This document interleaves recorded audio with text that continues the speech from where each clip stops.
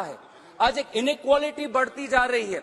मैं चाहता हूं कि सरकार ये बताए कि क्यों आज कोविड के पश्चात 2 साल हो गए महिला का पार्टिसिपेशन आज लेबर फोर्स में घटता हुआ क्यों आ रहा है। आज का आप इकोनॉमिक टाइम्स या बिजनेस स्टैंडर्ड देख लीजिए, आज सैलरीड सेक्टर्स में भी वुमेन का जो सैलरी है compare to men is far less. There is a huge gender gap that is happening, and that should worry us, because we want our Indian women to be empowered financially, socially and politically. And it pains and disturbs us that irrespective of whether a woman is working on a field or on a mine or in a company, that she is discriminated against and she is not getting fair wages, she is not getting equal wages. And therefore we see a greater income inequality that is taking place. Women are facing the greatest brunt of income inequality, and this is a very disturbing fact for India. Even the United Nations Developing Program, UNDP, have said that in India, the top 10% hold 57% of the national income. The top 10% hold 15% of the national wealth. तो जबकि 10% आबादी के पास ही 50% national income है, लगभग 15% national wealth है, तो यही हम देख रहे हैं कि हमारी इकोनॉमी बढ़ तो रही है, लेकिन जो फल है, जो वास्तविक में अच्छे दिन आ रहे हैं, वो अच्छे दिन सिर्फ देश के कुछ 10% लोगों के लिए आ रहे हैं। ज्यादातर लोगों के लिए आज भी वो सरकार के जो अनाज दे रहे हैं, वो सरकार के फ्री अनाज पर निर्भर है।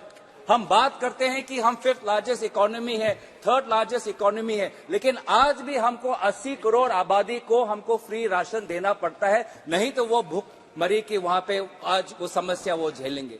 तो ये देश की सच्चाई है, इससे हमें भागना नहीं चाहिए, और साथ ही साथ इस देश की सच्चाई को हमको कबूल करना चाहिए, ना कि बार बार राजनीति में हम बार ये सरकार अपना सीना ठोकती है कि कहते हमने फ्री अनाज दिया, लेकिन फ्री अनाज किस एक्ट के जरिए? वो फ्री अनाज जो दे रही है नेशनल फूड सिक्योरिटी एक्ट, जो यूपीए के दौरान वो पारित हो गया है, उस एक्ट के द्वारा आज फ्री राशन दिया जा रहा है। ये सरकार बार बार जैम ट्रिनिटी की बात करती है, ये सरकार बार बार यूपीआई की बात करती है। यूपीआई और जैम ट्रिनिटी के जो 2 मूल पहलू हैं, आधार, वो भी यूपीए के दौरान वो पूरा ढांचा वो बनाया गया। मोबाइल, लोगों के हाथ में मोबाइल, वो भी यूपीए के समय के दौरान लोगों के हाथों में mobile phone, smartphone, cheap data वो हो गया है। तो इसीलिए मैं चाहता हूं कि ये सरकार कबूल करे कि ये जो प्रगति है उसमें सारे सरकारों की भूमिका है। ये सरकार अपने जो देश का जो इतिहास है, उस देश के इतिहास को दोबारा लिखने की कोशिश ना करे, या देश के इतिहास को सिर्फ अपने राजनीतिक ढंग से, ढांचे से सोचने का ये कोशिश ना करे। सर, बहुत से प्रश्न इस जीडीपी में हम चाहते हैं कि अब हमारी सरकार यहाँ पे बोले कि ये यहाँ पे आज भी हमारा जो लेबर इंटेंसिव सेक्टर्स है, वो चाहे एग्रीकल्चर हो या चाहे ट्रेड, होटल्स एंड कम्युनिकेशन हो, इतनी अच्छी तरीके से परफॉर्मेंस नहीं हुए। और ये हमारे लेबर इंटेंसिव यहाँ पे इंडस्ट्रीज हैं। आज लेबर इंटेंसिव जो इंडस्ट्रीज है, उनकी वास्तविक स्थिति इतनी अच्छी नहीं है। मैं चाहता हूं कि सरकार बताए कि एग्रीकल्चर और trade, hotels, communication, apparel, leather, textile, ऐसे क्षेत्रों में जहां पे ज्यादातर लोग काम करते हैं, उसको बढ़ोतरी देने के लिए, ताकि लोगों को रोजगार मिले, क्या करेंगे? लोगों के वेतन बढ़े, उसके लिए क्या करेंगे? चलो, मान भी लिया इस सरकार की बात, मान भी लिया कि देश आज बहुत तरक्की कर रहा है, मान भी लिया कि आज देश का जीडीपी बहुत ऊंचाई तक पहुंच गया है, मान भी लिया कि आज हमारा देश 5% जो 5वें नंबर के स्थान पे है और कुछ सालों के बाद 30वें नंबर स्थान पे है, कि देश की आर्थिक व्यवस्था अगर हम सरकार के मंत्रियों की बात सुने तो बहुत अच्छी है। तो मेरा प्रश्न यही है इस सरकार से कि अगर देश की आर्थिक अवस्था इतनी अच्छी है, तो आज हमारे पेट्रोल पंप में पेट्रोल और डीजल के प्राइस घटे क्यों नहीं है?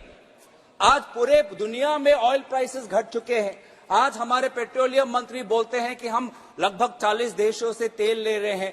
हमारे विदेश मंत्री बोलते हैं कि हमारी सरकार रशिया से चीप ऑयल ले रही है।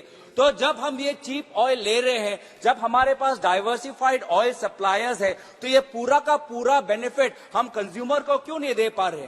क्यों पहले की तरह हम 70 रुपए और 60 रुपए का तेल हम क्यों नहीं कर पा रहे? अगर हमारी आर्थिक अवस्था इतनी ही अच्छी है तो मैं इस सरकार से गारंटी मांगूंगा कि आज के इस सालों में जो शुरुआत में हमने इन्फ्लेशन देखा, दूध के दामों में जो इन्फ्लेशन देखा, टमाटर के दाम में जो इन्फ्लेशन देखा, इस साल में नहीं होगा। आज भी ये सरकार कह रही है कि इन्फ्लेशन हो सकता है, तो ये किस प्रकार का काम कर रही है ये सरकार? ये सरकार आज ग्राहकों के लिए आज काम नहीं कर पा रही। ये सरकार बहुत दुख से मैं कहता हूं कि बहुत चंद कंपनियों के लिए काम कर रही है। और यही deputy governor, former deputy governor Viral Acharya ने अपने पेपर में उल्लेखित किया है कि देश की जो आर्थिक अवस्था है ठीक नहीं हो रही है, सारा एक कार्टेलाइजेशन, एक मोनोपोली बन रही है। अगर आप बड़े बड़े इंडस्ट्री सेक्टर्स में देखेंगे तो हर सेक्टर में वो 3-4 बिजनेस डोमिनेट कर रहे हैं, वो चाहे एविएशन हो, चाहे टेलीकॉम हो, चाहे कंस्ट्रक्शन हो, चाहे माइनिंग हो, चाहे मेटल्स हो।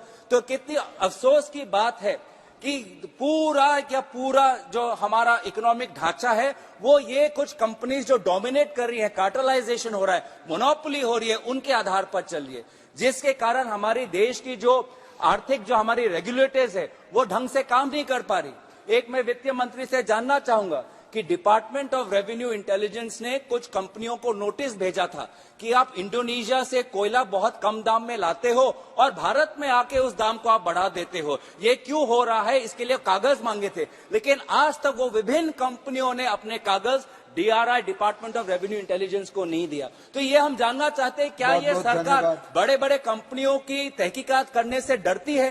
क्या ये बड़े बड़े कंपनियों की इन्वेस्टिगेशन करने से डरती है? क्यों ये अपने जो भी रिपोर्ट्स आते हैं, सुप्रीम कोर्ट को कहना पड़ा सेबी को कि आप एक विशेष कंपनी का इन्वेस्टिगेशन करें? क्यों इस अवस्था तक हम पहुंचे कि सुप्रीम कोर्ट को निर्देश देना पड़ा? तो ये मैं बहुत अफसोस की बात है सर, बस 2-3 मिनट और।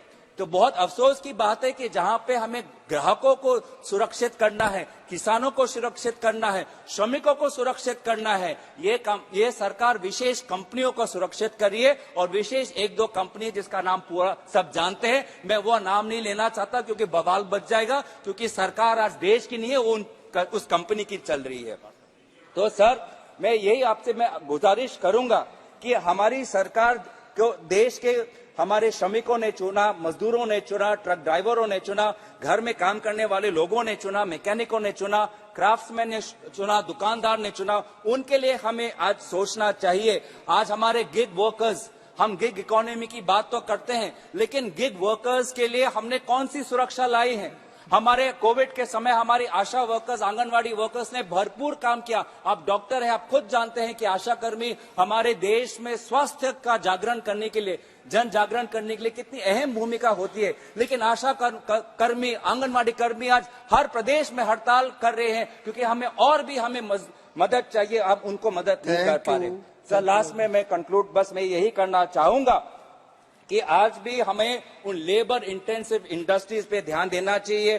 टी, कॉटन, रबर, स्पाइसेस, विशेष रूप से मैं टी का उल्लेख करना चाहूंगा कि आज असम जहां से मैं आता हूं, हमारी असम की चाय बहुत ही मशहूर है, लेकिन विदेश से, विशेष रूप से नेपाल से जो हम चाय की पत्तियां आयात कर रही हैं, उससे असम टी का ब्रांड खत्म हो रहा है। मैं चाहता हूं कि आप नेपाल से ये इलीगल इंपोर्टेड टी को, ये जो बिजनेस एक स्कैम चल रहा है, उसको बंद करें और हमारे असम के CTC टी पर एक GI टैग लगाए। और आज हमारे बस एक ही हमारी चिंता आज हमारे मन में है कि देश की जो आबादी है वो और युवा की तरफ बढ़ रही है। पूरा दुनिया आज उनके आबादी आज और वृद्ध की तरफ हो रहे हैं, लेकिन हम देख रहे हैं कि हमारे युवाओं को जिस प्रकार से शिक्षित होना चाहिए, उनके हाथ में जो कला होना चाहिए, उनके हाथ में जो हुनर होना चाहिए, वो आज भी नहीं हो रहा। प्रधानमंत्री कौशल विकास योजना के अंतर्गत जितना लोगों को गेनफुल एम्प्लॉयमेंट मिलना था, आज भी नहीं मिल रहा है। तो आज चाहे डॉक्टर हो, डेंटिस्ट हो, नर्स हो, क्राफ्ट्समैन हो, होटल में काम करने वाला व्यक्ति हो, हमें स्किल ट्रेनिंग पे, स्किल एजुकेशन पे और ध्यान देना चाहिए। मिनिस्ट्री को उस हिसाब से शिक्षा पे, स्किल डेवलपमेंट पे और ध्यान देना चाहिए। ये बजट, ये सप्लीमेंट्री ग्रांट्स सिर्फ बड़े कंपनियों का नहीं, सिर्फ बड़े उद्योगपति का नहीं, ये आम जनता का होना चाहिए। इन्हीं 2 शब्दों के साथ मैं यहाँ पे अपना भाषण